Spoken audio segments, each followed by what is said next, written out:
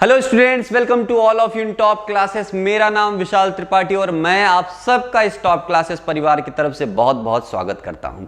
कैसे हैं आप लोग? आई होप आप लोग बहुत अच्छे होंगे।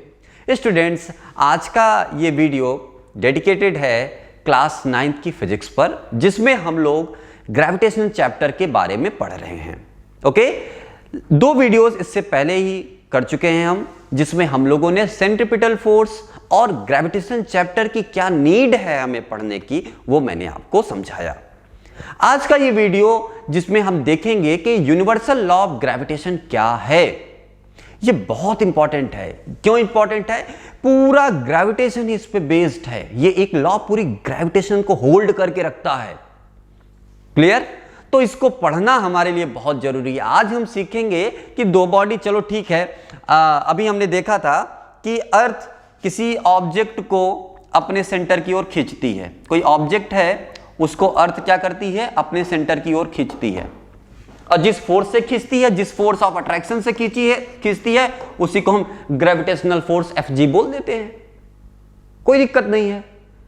लेकिन एक क्वेश्चन यहां पे उठता है कि चलो ठीक है, अर्थ इस ऑब्जेक्ट को अपने सेंटर की ओर खींच रही है, कितने फोर्स से खींच रही है? इस फोर्स का मैग्नीट्यूड कितना है? फोर्स का मैग्नीट्यूड यानी कितने अमाउंट का फोर्स लगा रही है। मैग्नीट्यूड का सेंस क्या होता है? अमाउंट। तो ये कितने अमाउंट का फोर्स लगा रहा है, वो मैग्नीट्यूड कितना होगा, वैल्यू कितना होगा, वो फोर्स की कितनी वैल्यू से वो खींच रहा है, ये हमको आइडिया अभी तक नहीं हुआ है। हमने बस नेचर बता लिया कि भाई चलो ठीक है, कोई ऑब्जेक्ट है, उसको फ्रीली हमने छोड़ दिया, उसको अर्थ अपने सेंटर की ओर खींच लेगी, ये हम जान गए। लेकिन हमको ये आइडिया नहीं है कि ये कितने फोर्स से खींचेगी। तो इसको समझते हैं और अच्छे से समझते हैं कि, और यहां पे मैंने आपको लास्ट वीडियो में क्वेश्चन किया था कि क्या जो ग्रेविटेशनल फोर्स है केवल अर्थ की प्रॉपर्टी है? भाई जब भी हम ग्रेविटेशन के नाम लेते हैं तुरंत हम कहते हैं कि अरे ये तो अर्थ से रिलेटेड है, तुरंत हमारा दिमाग अर्थ के पास जाता है। लॉजिकल है, सही भी है, लेकिन क्या ये केवल अर्थ तक सीमित है? तो आंसर है नहीं। ग्रेविटेशन हर बॉडी की प्रॉपर्टी है। ग्रेविटेशन हर बॉडी की प्रॉपर्टी है। और कैसे? इसको समझाया हमें न्यूटन साहब ने। न्यूटन साहब ने हमें बताया कि ग्रेविटेशन किसी प्लेनेट की ही प्रॉपर्टी नहीं होती है, ये यूनिवर्स में हर उस ऑब्जेक्ट की प्रॉपर्टी है जो मास कंटेन करता है। मेरी वेरी इंपॉर्टेंट बात मैं बोल दिया इस समय, क्या कि कोई भी बॉडी अगर मास कंटेन कर रही है तो उसके पास एबिलिटी है फोर्स अप्लाई करने की। उसके पास ये एबिलिटी है कि वो दूसरे ऑब्जेक्ट्स पर ग्रेविटेशनल फोर्स लगा सके। बहुत इंपॉर्टेंट बात, सबसे महत्वपूर्ण बात है ग्रेविटी के लिए क्या कि बॉडी के पास मास होना चाहिए। यानी ये जो ऑब्जेक्ट, ये जो कॉन्सेप्ट है, ये कॉन्सेप्ट बेस्ड है मटेरियल ऑब्जेक्ट पर। किस पे? मटेरियल ऑब्जेक्ट पर। क्लियर? यानी ऑब्जेक्ट के पास मास होना चाहिए। कम हो ज्यादा हो वो अलग बात है, लेकिन होना चाहिए। ओके, तभी वो ग्रेविटेशनल फोर्स अप्लाई कर सकेगा। पहली चीज। दूसरी बात, इस लॉ को पढ़ने से पहले एक चीज ये जान लो कि ये लॉ पॉइंट मास के लिए एप्लीकेबल है। किसके लिए? पॉइंट मास के लिए एप्लीकेबल है। तो पॉइंट मास क्या होता है देख लेते हैं, पहले लिख लेते हैं इसको। Only applicable for point masses. Point masses आपको ध्यान से समझो। पॉइंट मासेस का सेंस क्या होता है? जैसे आप ऐसे समझिए, आपके जस्ट घर के सामने एक हेलीकॉप्टर खड़ा है। तो कितना बड़ा हेलीकॉप्टर है? उसके अंदर 10 से 12 लोग आ गए। या एरोप्लेन है, 10 से 20 लोग, 25 लोग, 100 लोग आ गए उसके अंदर। आ गए ना? लेकिन यही एरोप्लेन जब हमें आसमान में उड़ता हुआ दिखाई देता है तो हम क्या कहते हैं? इतना छोटा सा एरोप्लेन, इतना छोटा सा एरोप्लेन दिखता है कि नहीं? क्यों? दोनों में डिफरेंस क्या है? खूब ध्यान से देखो। पहला, जब वो आपके घर के बाहर था तो आपके और एरोप्लेन के बीच की जो डिस्टेंस थी वो कम थी। तो आप दोनों एक दूसरे के लिए पॉइंट ऑब्जेक्ट नहीं थे। लेकिन जब वो आपसे बहुत दूरी पे गई तो आप उसके लिए कैसे दिखोगे? एकदम चींटी की तरह। सही बात है कि नहीं? एकदम पॉइंट की तरह दिखोगे ना। और आपके लिए वो भी किसकी तरह दिखेगा? एक पॉइंट की तरह दिखेगा। तो अब आप दोनों एक दूसरे के रिस्पेक्ट में या एक दूसरे के लिए किसकी तरह बिहेव कर रहे हैं? एक पॉइंट ऑब्जेक्ट की तरह। इतना बड़ा सन, अर्थ से बहुत बड़ा सन है, वो सन कैसा दिखता है हमको? इतना छोटा सा दिखता है कि नहीं? इतनी छोटी सी आंख लेके सन को देख ले रहे हो, कितना छोटा है। कहने का मतलब यह है कि जब दो ऑब्जेक्ट्स के बीच की डिस्टेंस बहुत बड़ी हो, लेकिन किसके कंपैरिजन में? यह समझो, दो ऑब्जेक्ट हैं, जैसे ये दो ऑब्जेक्ट हैं, इन दोनों ऑब्जेक्ट के जो साइज है उसके कंपैरिजन में इनके बीच की अगर डिस्टेंस हम बहुत बढ़ा दें, बहुत ज्यादा कर दें, तो ये दोनों ऑब्जेक्ट एक दूसरे के लिए पॉइंट ऑब्जेक्ट की तरह कंसीडर किए जाएंगे।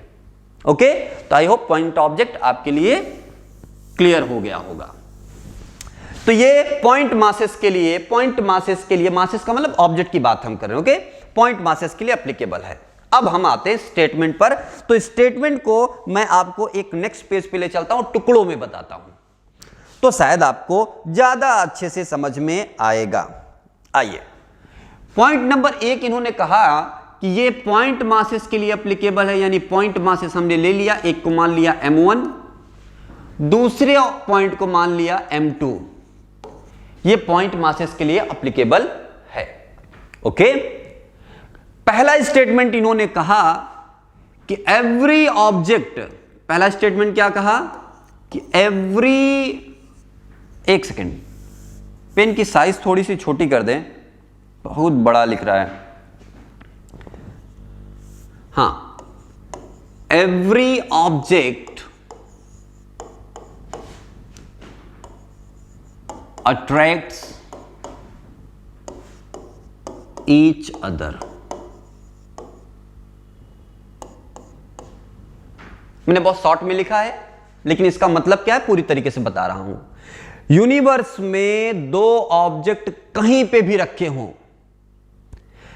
यूनिवर्स में कोई दो ऑब्जेक्ट कहीं पे भी रखे हों, कितनी भी दूरी पे रखे हों, वो सब एक दूसरे को क्या कर रहे हैं? एक अट्रैक्शन फोर्स से एक दूसरे को अपनी ओर खींचने की कोशिश कर रहे हैं।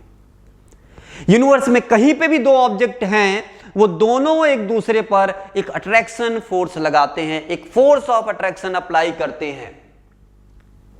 पहली बात तो एक चीज तो हमें यह क्लियर हो गया इस स्टेटमेंट से कि ग्रेविटेशनल फोर्स वाली ये जो प्रॉपर्टी है, ये केवल और केवल अर्थ की नहीं है, ये हर उस ऑब्जेक्ट की प्रॉपर्टी है जिसके पास क्या है? मास है।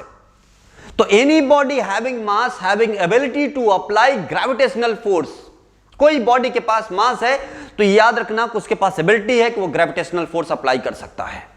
खैर, आते हैं पॉइंट पे। इसके बाद उन्होंने कहा कि जो दोनों ऑब्जेक्ट हैं, ये दोनों ऑब्जेक्ट एक दूसरे पर कहीं पे भी रखे हों, क्या अप्लाई करेंगे? एक फोर्स ऑफ अट्रैक्शन अप्लाई करेंगे।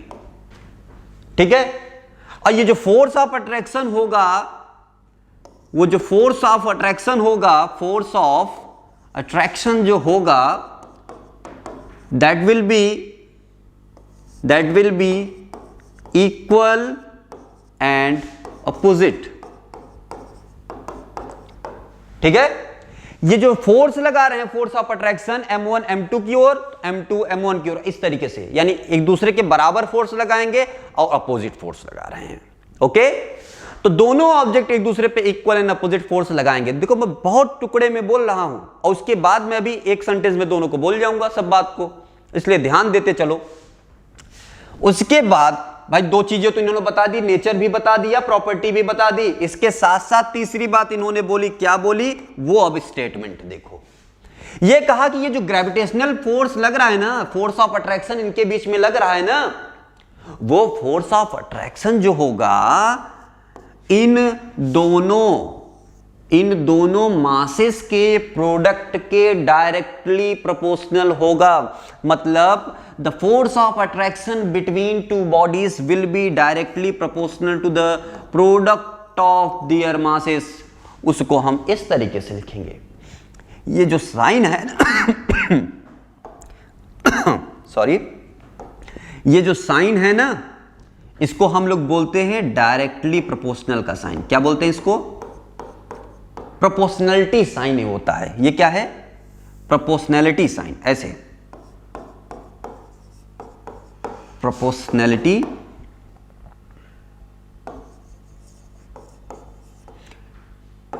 साइन होता है। अब ये प्रोपोर्शनलिटी साइन क्या है, इस चीज को समझो। एक सेकंड, इरेज हो गया ये M2। ओके, तो ये प्रोपोर्शनलिटी साइन का क्या मतलब है, इस चीज को समझो। प्रोपोर्शनलिटी साइन दो तरीके से हो सकता है। एक डायरेक्टली हो सकता है, दूसरा हो सकता है इनवर्सली। दूसरा क्या हो सकता है? इनवर्सली। तो एक डायरेक्टली प्रोपोर्शनल होता है, एक इनवर्सली प्रोपोर्शनल होता है। दोनों को लिखने का तरीका क्या है मैं आपको बता रहा हूं, ठीक है? तो इस साइन को पहचान लीजिए, और ये इस तरीके से मान लो दिया था। उससे पहले हम इन दोनों का नेचर समझ ले, क्योंकि बिना इसके समझे ये लॉ नहीं समझ में आ सकता। ए डायरेक्टली प्रोपोर्शनल टू बी, इसको हम डायरेक्टली क्यों बोल रहे हैं उसका सेंस समझो। अगर हम बी को बढ़ाएंगे तो ए भी बढ़ जाएगा, और अगर हमने इस b को घटा दिया, b को कम कर दिया, तो a भी उसी रेशियो में कम हो जाएगा। यानी इनके बीच दोस्तों वाला रिलेशन होगा। किसका रिलेशन? दोस्तों वाला रिलेशन होगा a और b के बीच में। ये साथ साथ आगे बढ़ेंगे, साथ साथ पीछे बढ़ेंगे। क्लियर है कि नहीं? इनकी वैल्यू साथ साथ बढ़ेगी और साथ साथ घटेगी भी। क्लियर? लेकिन अगर मैं बोलूं कि दो क्वांटिटी हैं और दो क्वांटिटी एक दूसरे के इनवर्सली प्रोपोर्शनल है, अगर मैं बोलूं कि ए बी के इनवर्सली प्रोपोर्शनल है, तो उसको लिखने का तरीका क्या होगा? अपॉन में लिख दीजिए। अपॉन इनवर्सली प्रोपोर्शनल का मतलब होता है उल्टे प्रोपोर्शनल में है। उल्टा का मतलब दुश्मनों वाला व्यवहार। अगर ए की वैल्यू को बढ़ा दिए तो बी घट जाएगा, बी तुरंत घट जाएगा। देखो, ए की वैल्यू को हम बढ़ा दें तो बी की वैल्यू घट जा रही है, और अगर बी की वैल्यू को हमने बढ़ा दिया तब ए की वैल्यू घट जाएगी। तो दुश्मनों वाला व्यवहार है कि नहीं यहां पे? तो याद रखना, इनवर्सली प्रोपोर्शनल के सेंस में दुश्मनों वाला व्यवहार मतलब एक की वैल्यू को बढ़ा देंगे तो दूसरी घट जाएगी, और दूसरी को बढ़ा देंगे तो पहली घट जाएगी। लेकिन डायरेक्टली प्रोपोर्शनल में क्या होता है? वैल्यू साथ साथ बढ़ती है और साथ साथ घटती है। ओके, तो चलिए स्टार्ट करते हैं इसको और देखते हैं कि क्या है। तो पहला स्टेटमेंट जो इन्होंने कहा वो क्या कहा कि force of attraction between two bodies किसके प्रोपोर्शनल होगा? दोनों बॉडीज के मासेस के प्रोडक्ट के डायरेक्टली प्रोपोर्शनल होगा। तो वो हमने लिख दिया, इसको बोल दिया इक्वेशन फर्स्ट। दूसरा स्टेटमेंट इसमें है, भाई दोनों ऑब्जेक्ट हैं, ये दोनों ऑब्जेक्ट एक दूसरे से r डिस्टेंस पर सेपरेटेड हैं। कितने डिस्टेंस पर?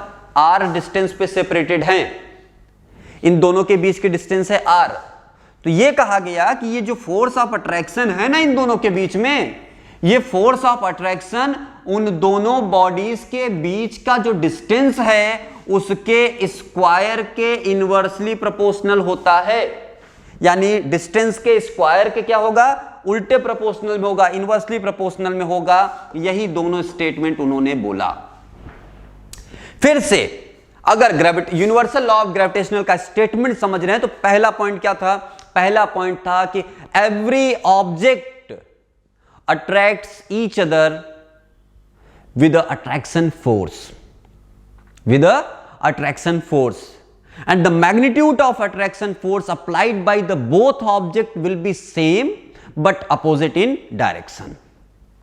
दो, तीसरा बात, the magnitude of attraction force, जो फोर्स होगा उसका जो मैग्नीट्यूड होगा, that magnitude will be directly proportional to the product of their masses and inversely proportional to the square of distance between them, जिसको इतना टुकड़ों में मैंने अभी तक समझाया।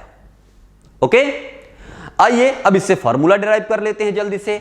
देख रहे हैं एलएचएस में एफ दोनों तरफ सेम है, आरएचएस में ये, तो इसको कंबाइन करते हैं, यानी from equation 1 and 2। Okay, from equation 1 and 2 हमें क्या मिल जाएगा? इसको थोड़ा सा छोटा कर देते हैं जिससे आप लोगों को एक ही स्क्रीन पे सारी चीजें दिखाई देती रहें। आई होप ये सफिशिएंट है आपके लिए। ये चलो, फ्रॉम इक्वेशन 1 एंड 2 कंबाइन कर दीजिए। f is directly proportional to क्या हो जाएगा? m1 m2 by R square. इसमें देखो f m1 m2 के डायरेक्टली प्रोपोर्शनल सीधे सीधे में, और f r के साथ इनवर्सली प्रोपोर्शनल है। ओके, तो यहां से याद रखना, हमेशा के लिए याद रख लो जो बताने जा रहा हूं। पहला f लिख लिया हमने भाई, f था तो f हमने लिख लिया। दूसरा, प्रोपोर्शनैलिटी साइन जब हम हटाते हैं तो क्या लाते हैं? एक इक्वल लाते हैं। क्या लाते हैं? प्रोपोर्शनैलिटी साइन जब हटाते हैं तो क्या लाते हैं? इक्वल, और इक्वल के साथ एक कांस्टेंट लाते हैं। क्या लाते हैं? कांस्टेंट वैल्यू लाते हैं। यहां पे जो कांस्टेंट लिया हमने उसको क्या बोला? जी। क्या बोला? जी। अब ये जी इस प्रोपोर्शनल के हटाने पर आया है, इसीलिए इसको हम बोलते हैं प्रोपोर्शनैलिटी कांस्टेंट। जी को हम क्या बोलेंगे? Proportionality constant. और बाकी सारी वैल्यू को जैसी की तैसी आप लिख देंगे ऐसे ही, as it is, m1 m2 by R square. Okay, ये मिल गया आपको फोर्स का फॉर्मूला। यहां पे जो कैपिटल G है ये प्रोपोर्शनैलिटी कांस्टेंट है। ये क्या है? प्रोपोर्शनैलिटी, एक सेकेंड, प्रोपोर्शनैलिटी कांस्टेंट। इस प्रोपोर्शनैलिटी कांस्टेंट को हम लोग बोलते हैं यूनिवर्सल, क्या बोलते हैं? Universal gravitational, universal gravitational constant. क्या बोलते हैं? Universal gravitational constant. और इस यूनिवर्सल ग्रेविटेशनल कांस्टेंट की जो वैल्यू होती है that is 6.67 into 10⁻⁻11 newton metre square पर केजी स्क्वायर। कितनी वैल्यू होती है? 6.67 इंटू 10⁻11 न्यूटन मीटर स्क्वायर पर केजी स्क्वायर। इसकी वैल्यू सीजीएस यूनिट में जो होती है वो होती है 6.67 इंटू 10⁻⁻8 डाइन सेंटीमीटर स्क्वायर पर ग्राम स्क्वायर। ओके, तो ये हो गया लॉ पूरा। ठीक है, यही इस टॉपिक में हमको समझना था कि कौन सी चीजें क्या हैं। अब इस जो फोर्स निकला है, ये ग्रेविटेशनल फोर्स निकला है ना, ये ग्रेविटेशनल फोर्स या इन दोनों के बीच में ये जो F काम कर रहा है ना, इस F की अपनी कुछ प्रॉपर्टीज हैं। क्या प्रॉपर्टीज है? ये F जो हमने निकाला है ये पॉइंट मासेस के लिए निकाला है। किसके लिए निकाला है? पॉइंट मासेस के लिए। ये F हमेशा सेंट्रिक फोर्स होगा। ऐसी बहुत सारी इस F की प्रॉपर्टीज, ग्रेविटेशनल फोर्स की प्रॉपर्टी है जो हम लोग अगले सेशन में देखेंगे, जिसका नाम होगा प्रॉपर्टीज ऑफ ग्रेविटेशनल फोर्स, जिसमें मैं आपको बताऊंगा कि यहां से जो ये रिजल्ट मिला है ना, ये रिजल्ट किन किन चीजों पे या कौन कौन से ऐसे फैक्टर हैं जो इसको और अच्छे से मॉडिफाई करते हैं, या उसको हम समझ लेंगे तो हमें इसके बारे में बहुत अच्छी जानकारी हो जाएगी। तो 9th लेवल पे जितना अभी तक मैंने बता दिया that is sufficient for you, but आप कंपटीशन में हैं। ये दौर कंपटीशन का है, इसमें इस तरीके से काम नहीं चलने वाला है। तो यहां पे आपको एक्स्ट्रा एफर्ट देना है, और जब हम नहीं पीछे हट रहे हैं तो आप क्यों पीछे हट रहे हैं? तो चलिए तैयार हो जाइए नेक्स्ट सेशन के लिए, और जल्दी से जल्दी इस चैनल को सब्सक्राइब कर दीजिए, लाइक कर दीजिए, जिससे वो जो भी सेशन आए वो आपसे तुरंत कनेक्ट कर ले, तुरंत आपके पास नोटिफिकेशन पहुंचे, और आप उस सेशन को जरूर देखें जिसमें आपको ये समझ में आ जाए कि जो हमने ग्रेविटेशनल फोर्स पढ़ा वो ग्रेविटेशनल फोर्स क्या है। ओके, तो ये चीजें आज हमें समझनी थी, और हमने देखा कि क्या होता है universal law of gravitation. I hope आपको सारा चीज बहुत अच्छे से समझ में आया होगा। कोई दिक्कत होती है, कोई बात समझ में नहीं आती है, कोई सजेशन चाहिए या कोई क्वेश्चन हो तो आप प्लीज कमेंट करिए, और जल्दी से जल्दी इस चैनल को सब्सक्राइब कर दीजिए और शेयर कर दीजिए अपने फ्रेंड्स के साथ। डिस्क्रिप्शन में टेलीग्राम का लिंक है, उस लिंक पर जाइएगा। इससे रिलेटेड जो नोट्स है, बहुत इंपॉर्टेंट बात है, जो नोट्स है वो नोट्स आप जरूर लें।